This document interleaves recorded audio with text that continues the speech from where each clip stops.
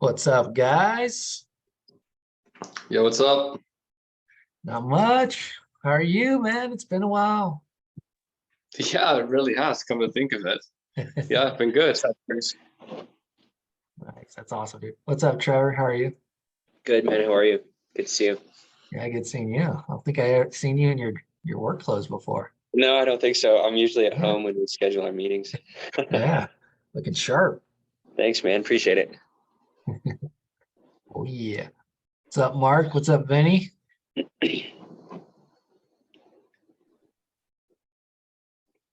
Chris, What's up, Vinny? How you doing? pretty good. What about you? Doing pretty well, doing pretty well. Mark's at work, so he has to be quiet. All good, Mark. Good seeing you, or good hearing from you. All right, I'll give it a couple seconds and we'll see if anyone else hops on.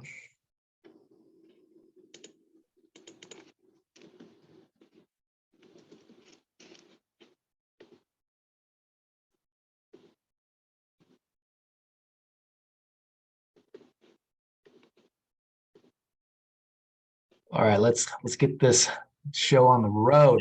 I like Martine's idea of, let me see if I can find it, of sharing new discoveries they made in nutrition, like a new go-to meal or new ingredients, new toppings, new spices, substitutions.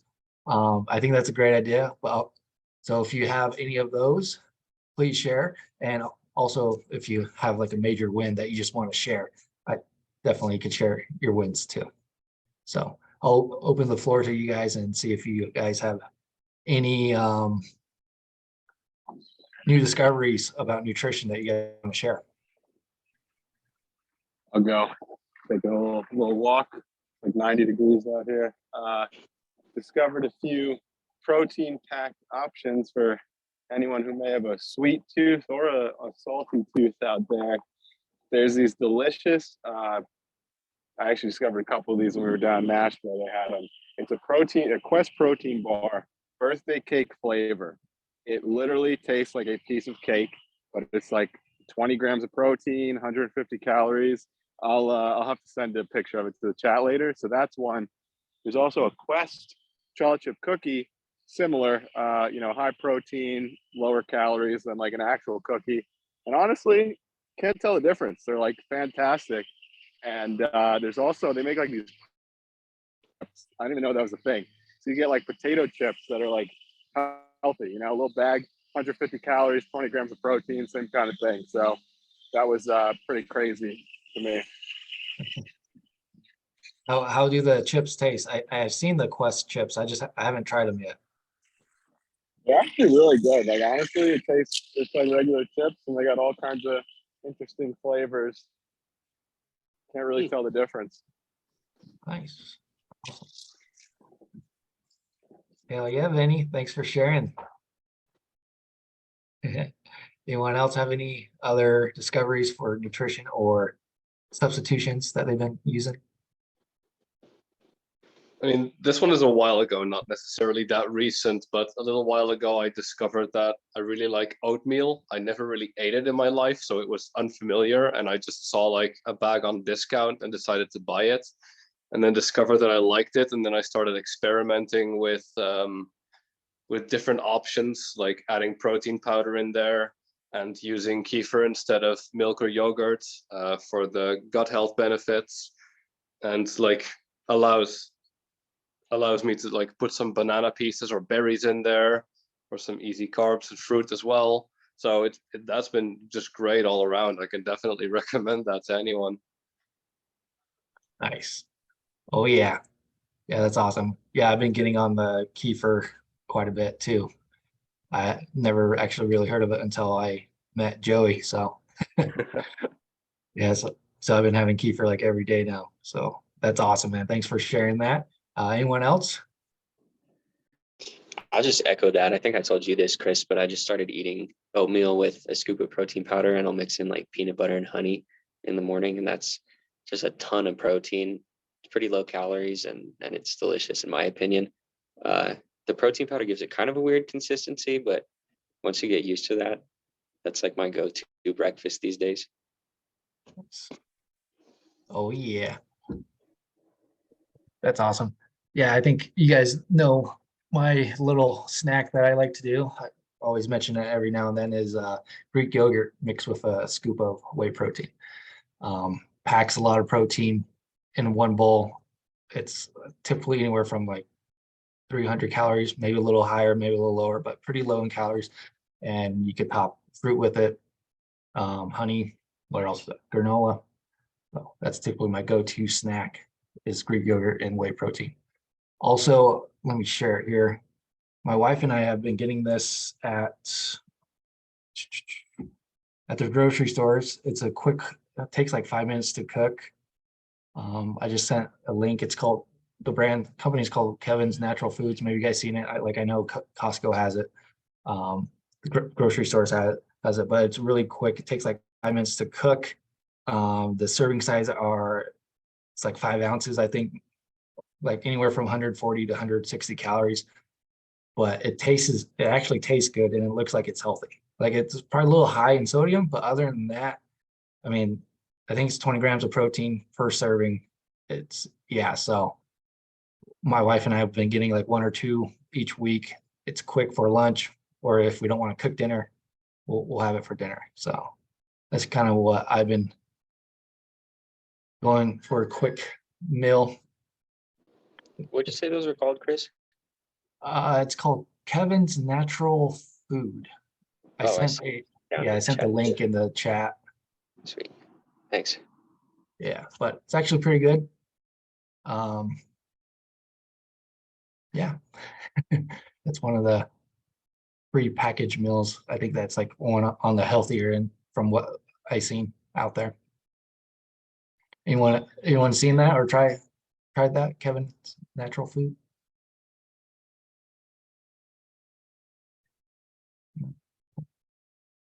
I'm gonna All try right. it now. It looks pretty good. I just clicked on the link, so Yeah, they have a bunch of different flavors. Really like the cilantro lime one. The barbecue chicken one is pretty good too. Those typically are the two that I typically get. But yeah, they're quick, just like 5 minutes, boom. All right, anyone else? I like this. I've been trying to eat like a more like animal-based diet recently. I've cut out most like grains and breads and such. There's nothing wrong with grains and breads. I'm just experimenting and such. If you guys like grains and breads, do you? But I felt really good like recently. I've also like kicked up my products, have like kefir every morning, and then I have fermented veggies or sauerkraut with both of my meals. And the first couple of weeks are not enjoyable. I was using the bathroom a lot, but I feel a lot less like bloat and such, and have like a lot more energy. You know, I used to have like toast every freaking day or a bagel and such, and like I said, there's nothing wrong with that, but I would find myself having like getting a little more lethargic with all that carb density, specifically the processed grains. And so I'm trying to get most of my carbs from fruit and then like rice and potatoes and such. So feeling pretty good. Eating a lot more meat as well, so it keeps me full longer. Oh yeah, yeah, yeah. Meat's a good source to stay satisfied. Awesome. Thanks for sharing. Yeah, that's what I've been hearing is going more like meat-based and carnivore-ish, that it does help with like inflammation. Of course, like I don't do carnivore, but like if the diet works for you, man, do it. If you're able to sustain it, definitely do it. Try it out. But yeah, that's what I heard about going more meat-based. Is it does help with inflammation in your body. Cool. Oh yeah, rolling. All right, anyone else? Is there any let's see, I have a quick, is there any like toppings you guys put on food that you feel like most people don't, that like seems like a game changer for you? Mustard and hot sauce. Mustard and Dubbing out sour cream for Greek yogurt, or other way around, putting Greek yogurt instead of sour cream is actually surprisingly good, and kind of get used to it. Like you don't even really know the difference. yeah. What do you put that on? If I'm I'll doing try like that. I love Greek yogurt. Yeah, like burritos, nachos, anything like that. Like I'll take like a low carb tortilla. You know, you can make some healthy chips or a burrito with that. Just like meat, cheese, whatever you want to put in there, and then yeah, I just use that instead of the sour cream. That's wild. I'll have to give that a try. Highly recommend. 10 out of 10. Yeah, I've done that before. It's good. Actually, I think Joey talks about that using Greek yogurt instead of sour cream because of course you get extra protein and yogurt is better than sour cream for you. But yeah, I've tried it. I tried it on eggs, tacos. Yeah, it's pretty good. Surprisingly, it works. Jacob, what you said mustard and what was the other one? Mustard and hot sauce, right? Like it's sugar-free barbecue. You know, it's so hard to find good sauces, right? And like sauces are one of the biggest like gotchas when you're trying to clean up your diet, right? Like I freaking love ranch. I love like buffalo sauce and such. And so I've been in buffalo sauce, sugar-free Sweet Baby Ray's and mustard are like my go-tos. Like usually keep things lively.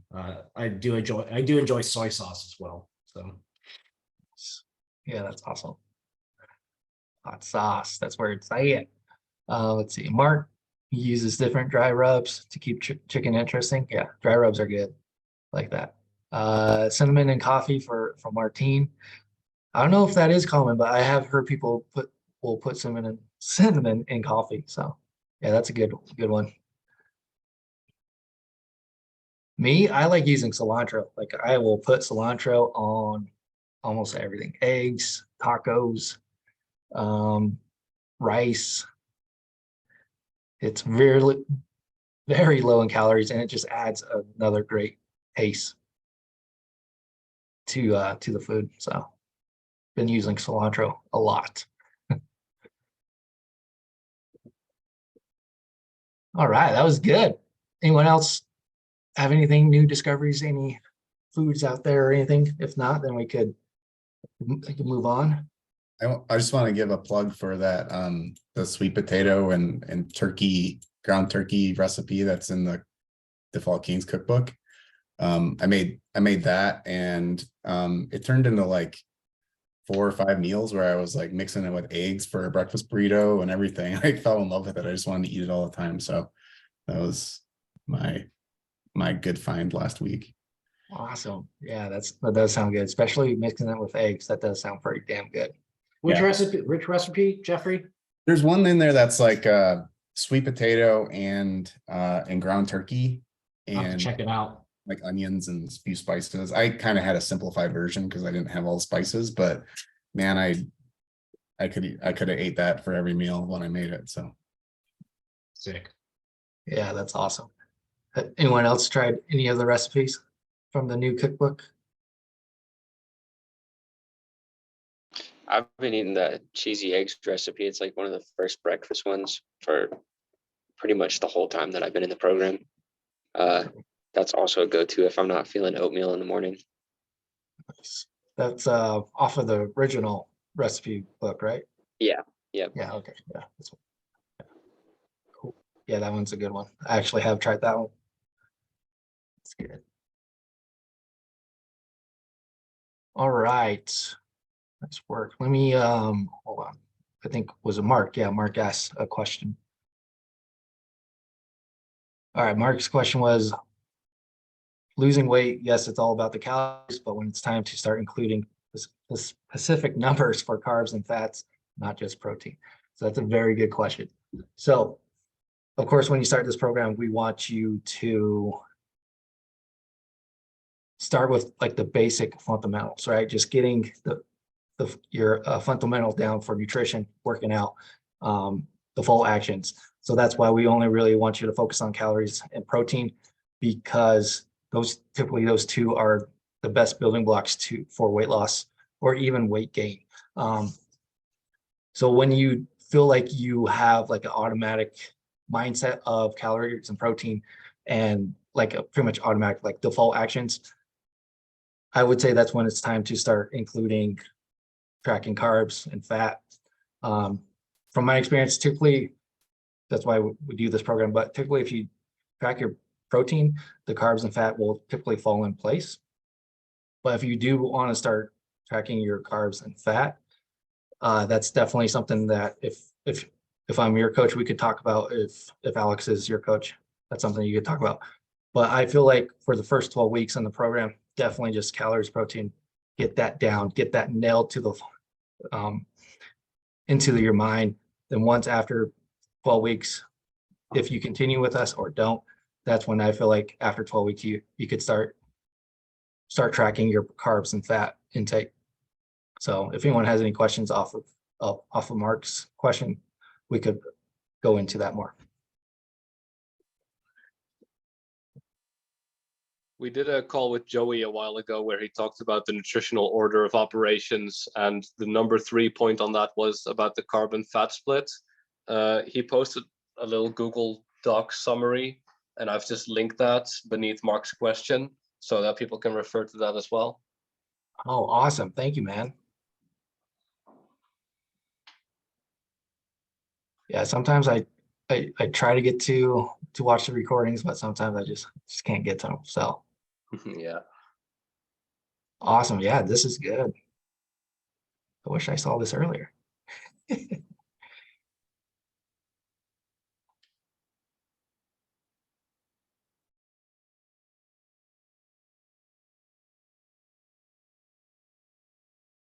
Yeah, and also like with carbs and fat, I mean, it definitely plays in a role on how active you are throughout the day.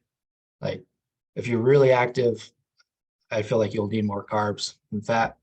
That's just the way from my experience, you still want to keep the protein high, but you also want to have some carbs because carbs is like really the energy source for your muscles, especially around workouts.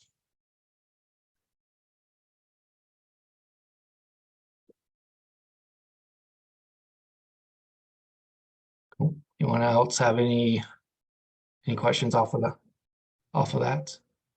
But once again, Martine, thanks for sharing that resource. That's really good.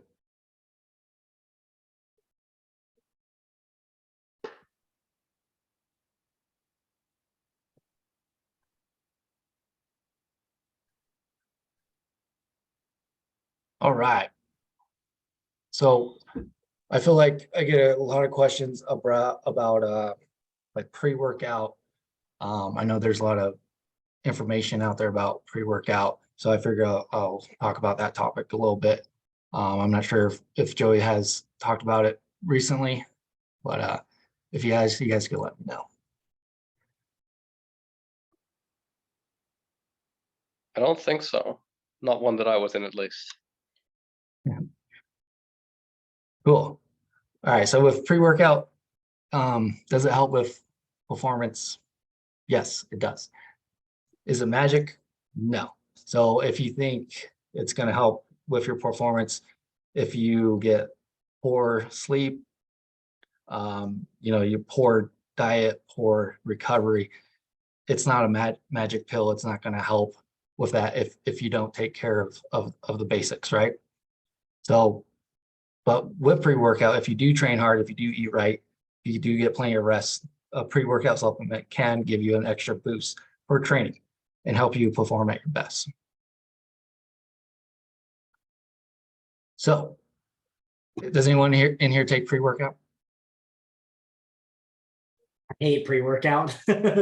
Maybe that's good. We could spark some conversation. But I took pre-workout like consistently from like the ages of 21 to like 27.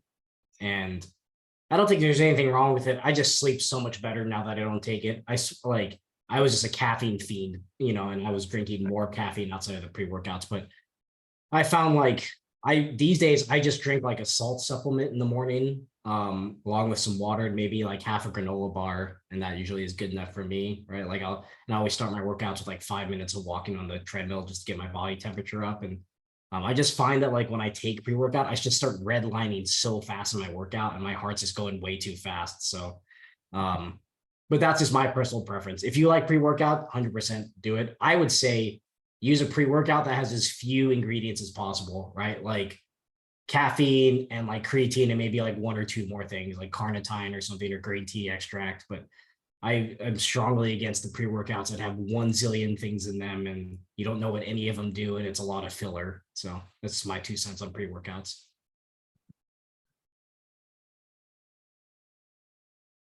Nice. Yeah, thanks for that. But yeah, that's a big comment for pre-workout is especially if you work in the evenings and taking it in the evenings. Some people do have trouble falling asleep. Well, I mean, I always lift in the mornings and I would take it in the morning. It would just like, I feel like I'd still have, the days I didn't take it, I always slept great at night. But the days I took it like that early in the morning, I swear it just threw something off for me. So it's purely Oh. anecdotal. There's no evidence that, but that's just how I felt. So Right, but yeah, 100%. If you're taking after like 2 p.m., you're not going to sleep well that night. So Yeah, were you taking like C4? no, but I was taking stuff that had like 250 milligrams of caffeine. So it was pretty loaded. It's like 3 or 4 cups of coffee. So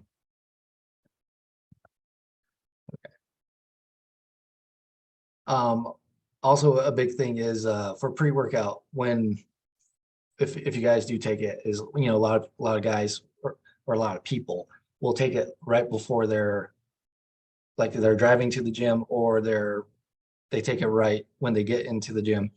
So that's okay, but you just gotta realize that with the ingredients in pre-workout, it's just like other food ingredients. It's gonna take some time to get into your bloodstream. So most pre-workouts, I would say if you could take 45 to 30 minutes before your actual workouts, that would be a good timing system because if you warm up for like 10, 15 minutes, that will be when the ingredients hit your bloodstream, you'll be ready to go. The pre-workout will actually be there for your first compound lifts.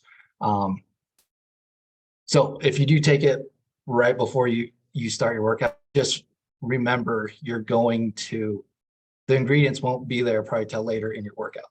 So you'll probably peak later in your workout. But if you take it 45 to 30 minutes before your workout, the peak for the ingredients should be prime for your first couple lifts. Anyone have any questions on that?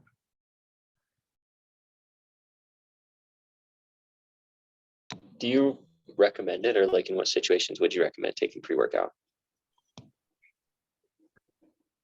That's it depends on the company. Me personally, I'm just like Jacob. I stopped taking pre-workout, but I used to take pre-workout when I was younger. I have experimented with C4. Not a big fan of C4 just because of the way it made me feel. Not also made me feel during the workout, but also after the workout. I just didn't feel good. Like, yeah, I just felt like kind of like almost anxiety, like I had like tingling in my body. Like I felt like I always had to scratch my back of my head. I don't know. I just, yeah. But definitely look into companies that are legit. So for that question, I would avoid companies that have a proprietary blend on there. So like if you look at the ingredients and it says proprietary blend, I would typically stay away from those companies because with that blend, typically most companies will say they're not giving you the exact number of the ingredient. They'll just mix it up, and typically most of them are using like other ingredients that are like cost effective. So they're not actually putting the amount that's in that. Does that make sense? Yeah. Okay. So that's a big red flag.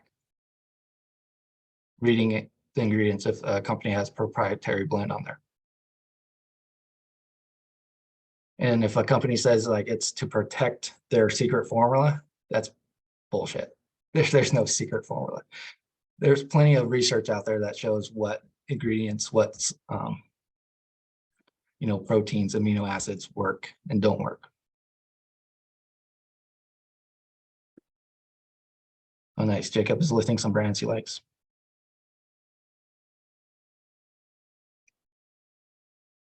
Nice.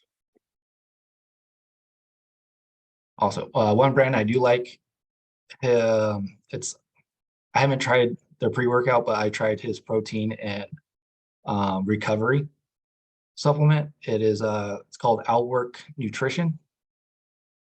And the guy that started it, his name's Lane Norton. Alex and I talk about him a lot, but he has a PhD in protein metabolism. Smart dude, one of the smartest dudes I follow. But his supplement company is legit. It's every ingredient that's in there, it's actually in there. And I think he gets his third party tested, like all his supplements. So. Let's see. I think there was some other things I want to talk about. The pre-workout. Have you guys seen this? Frog Fuel. Me personally, I have not. No. So it's got like 80 milligrams of caffeine, so like 1 cup of coffee, and then also I think the big thing they sell it on is it's mostly protein, but it's collagen. And since I don't know if you guys have worked with collagen as a pre or before or after working out, I was wondering if anybody had any experience with that. Personally, for collagen for pre-workout, I have not, but I know it's definitely good. Just whenever, like during the day after your workout, or even like if you just want to take it in the morning, because collagen is really good for your joints, tendons. Yeah. This stuff was called Frog Fuel. I don't know if I said that already, but yeah, it's not like 4 cups of coffee. It's like 1. Right. But yeah. Yeah, I never heard of that. I'll have to look into that one. It's in like a squeezy pouch, so you just, I don't know, not have to mix it or anything.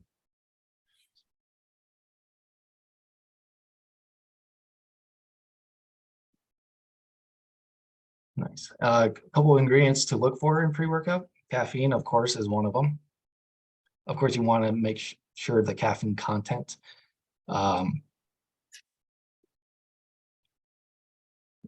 Hold on, I put some notes. Let me find it.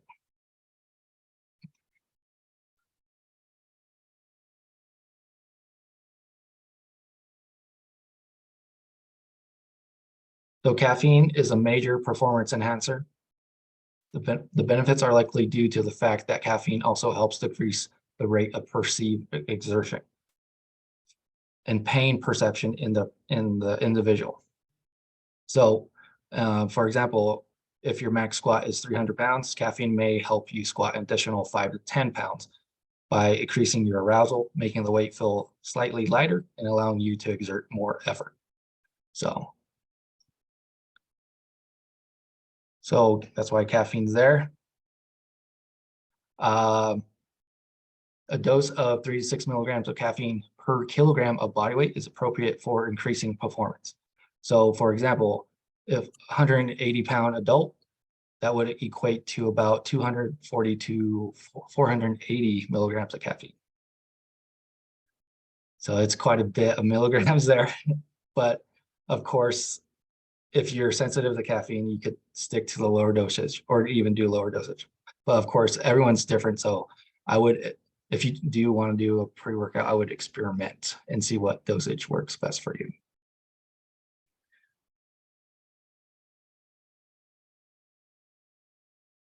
Yes, those are good ingredients, Jacob. Thank you for listing those.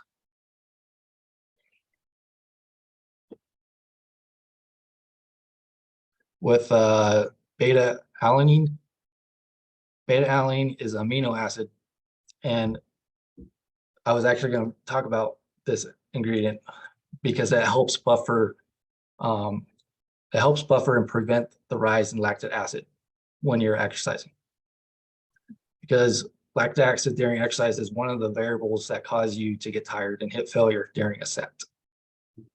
So beta-alanine helps improve performance by reducing lactic acid buildup and allowing you to perform slightly better during long, intense workouts. And the appropriate dose for that, it is saying 3 grams per serving. So those are typically my top 2 ingredients to look for. But the other 2 that Jacob listed are excellent. Sweet. All right. Any questions about pre-workout?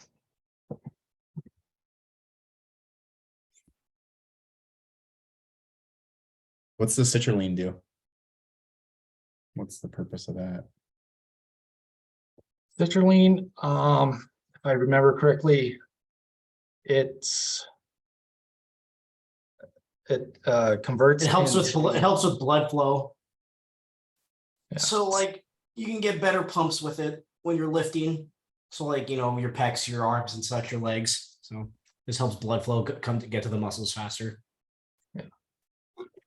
And it converts to arginine, which is another amino acid. Yeah.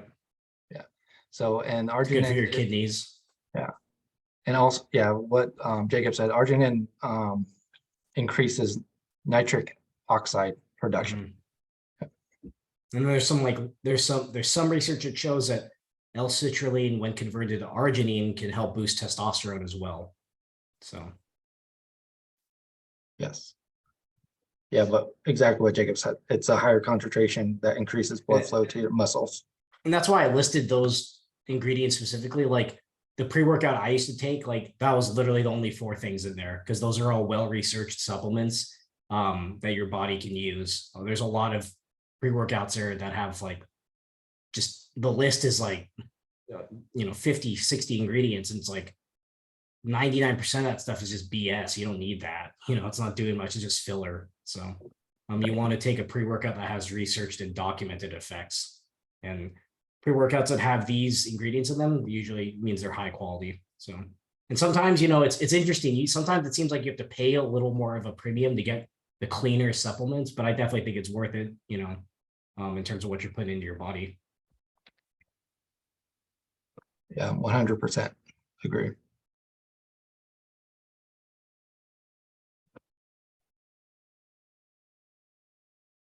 I think another ingredient is creatine monohydrate. Some people will have that before the workout too. But with that one, you could have that any time of day. There's no like benefits of having it for pre-workout or after your workout or in the morning. I was going to ask about that. Oh, go ahead. Like if you recommend creatine, like how you recommend taking it, what it does. Because I've seen that supplement thrown around a lot throughout this program, but I don't know what it's for. Yeah, it helps with performance, muscle building. But I know there's a lot of information out there that says that you should like take it before your workouts. It doesn't matter. You could take it like in the morning if you wanted to. Just as long as you like take it consistently, you should see some really good results. But of course, with any supplement, you got to have the right nutrition first, the right training, because supplements aren't going to do anything for you if you don't have the foundation of a proper diet. But yeah, what creatine and monohydrate does, it literally will take water into the muscle cell. So it makes you feel like you have a bigger pump, bigger muscles. So like it feels, so it is water retention, but that water retention goes inside the muscle cells. So it doesn't make you feel bloated or anything. Like people say like, oh, I feel bloated. Like, no, that's not creatine. So that's kind of like a myth with creatine too. And like, you don't have to, what's the word? Load, like load phase, like do a load phase with creatine. You could just take it whenever you want. Like me personally, I take it after my workouts. I just feel better when I take it after instead of before.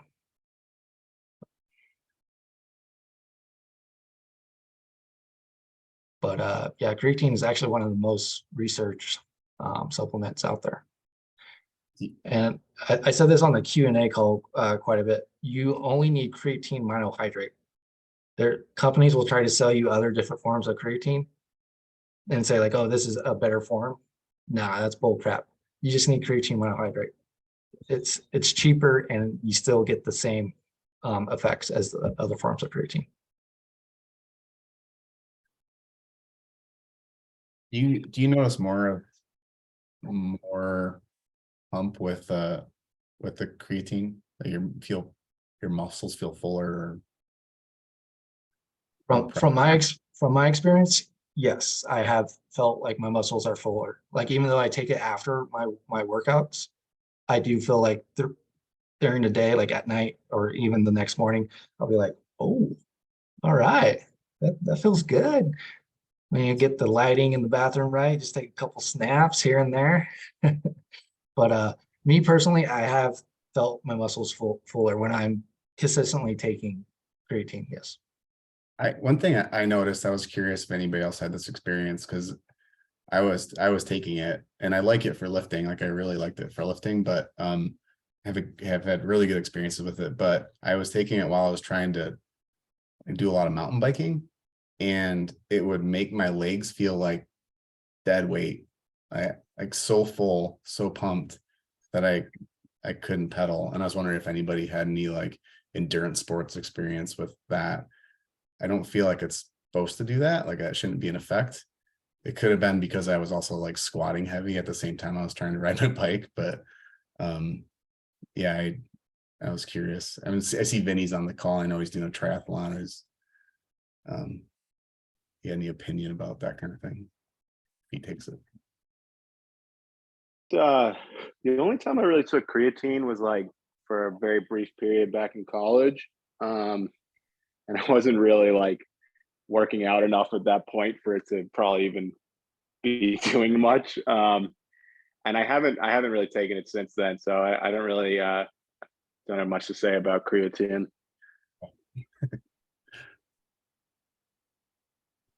Yeah, me personally, I really don't know about the long distance or endurance type of training with creatine.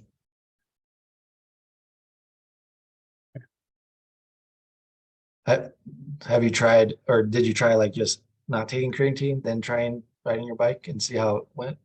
Yeah, and it felt better. And it takes a week to sort of, for me, it like took like a week to get out of my system and feel better. Also, at least that's what it felt like. I also kind of blamed it on just doing a lot of heavy squats and stuff too. I don't know what was the difference, but it just felt like I was, my legs wouldn't move after trying to climb a hill or something like that. Because creatine's like something your body naturally produces, right? Like how much extra taking creatine is that putting in your body? Like it's not like, is it like super substantial or just like a little bit? Because I'm curious. Like I know with lifting, yeah, like if you're squatting, that's definitely gonna make it a lot harder to like bike and stuff. So I'm not sure. I wonder if it's like from the creatine or from that. Yeah, it was just that full muscle feeling that I don't know if anybody's experienced, but yeah, it's probably just the lifting, but I've done it without it too, and it didn't seem to affect me. So yeah, curiosity. Yeah, I'm not too sure. Vinny, to answer your question, yes, creatine is a molecule in your muscle tissue. But like I know some food like meat, steak, seafood does have it's a natural resources of creatine. Typically a dosage of like 5 grams a day for creatine is a pretty good dosage. Right. Was that one of your questions, Vinny? On like how much creatine you should take? Yeah, I was just curious, like how much is that compared to what your body is like naturally producing? Ooh, that's a good question. Like I was just curious if it's like, I'm not sure if that's even how it works, but if your body's producing like 100 grams, like if you're taking 5 grams, if it's just kind of like a micro optimization or if it does have like a more substantial impact. I was just curious. That's a good question. I'm not sure exactly how much the body produces on its own, but from what I read is when to supplement with creatine, 5 grams of creatine per day shows benefits for what it's like supposed to do for your performance and muscles.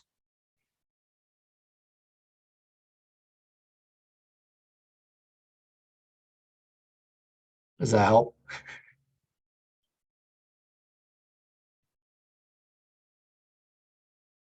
Yeah, that makes sense. Yeah, that's a good, again, I really don't know how much the body produces.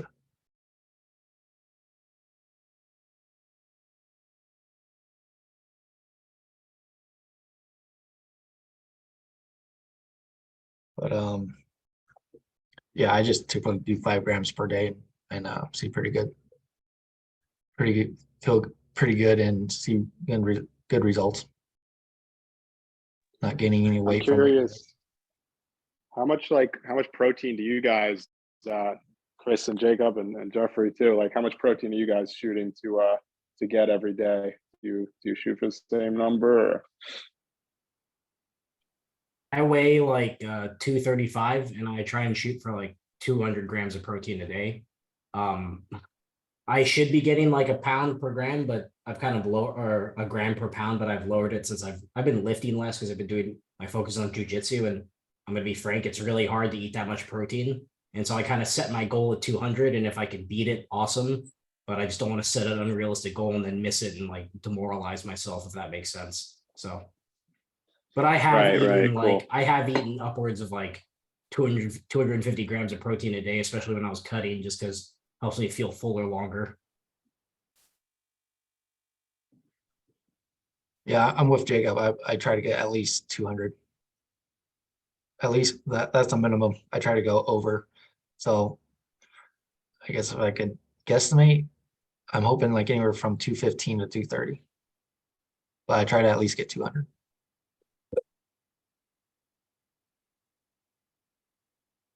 Alex had me on 150 to start out with on the Kingmaker program.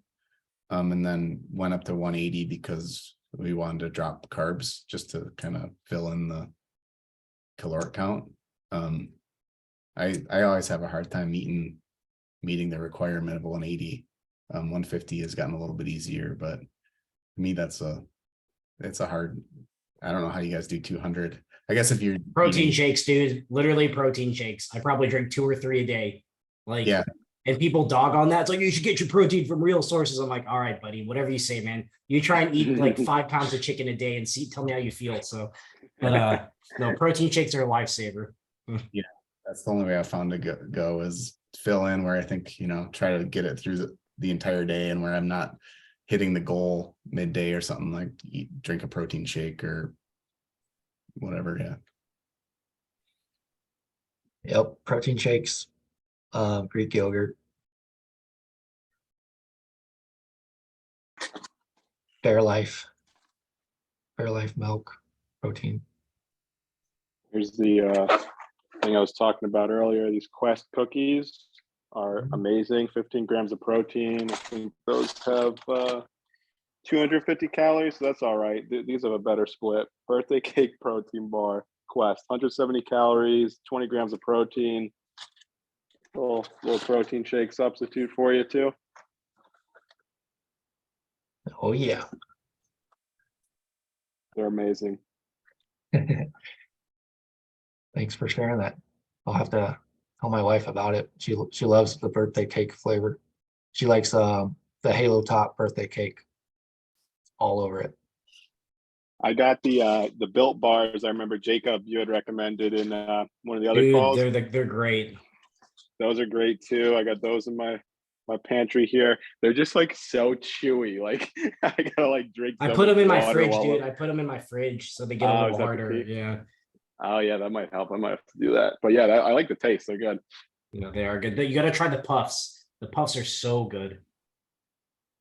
Next Amazon trip or order, I should say. Is that like a protein ball or what? Oh no, it's Built Bar puffs. So they basically like it's Built Bars, but the inside is like it's almost like a marshmallow whip. It's like a lot more fluffy. It's really good. So, Cool. Definitely check that out too. Thanks.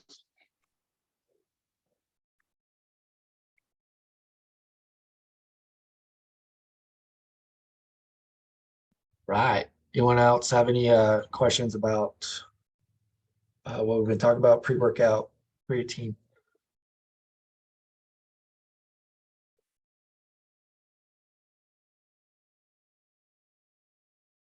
Cool. that's pretty much the main topics I wanted to hit today. So no one else has anything, I'll wrap this up and I'll let you guys enjoy the rest of your Thursday and thank you for joining me. You'll see Joey's beautiful face next Thursday instead of mine. So, but appreciate you guys hopping on and taking the time to do this call with me. And it's always awesome catching up with you guys, especially some of my clients that I haven't seen in a while. So Thanks, guys. Have a good one. Yes. See you Yeah, guys. thank you so much.